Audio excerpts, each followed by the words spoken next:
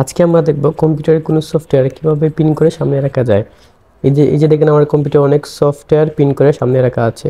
এর জন্য আমাদের প্রথমে সার্চে বাটনে ক্লিক করতে হবে। দেন এইখান থেকে আমরা মাইক্রোসফট ওয়ার্ডটি সার্চ করে বের করলাম। দেন এই যে মাইক্রোসফট ওয়ার্ড এটা আমি ভিতরে প্রবেশ করব।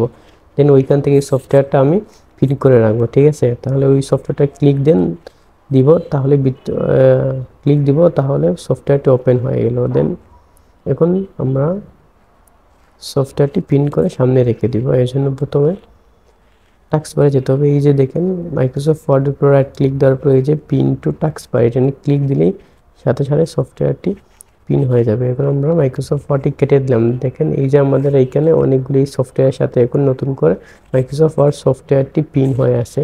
মানে এটা হচ্ছে ইউজার যাতে খুব তাড়াতাড়ি সার্চ না করে সামনে থেকে ইউজ করতে পারে।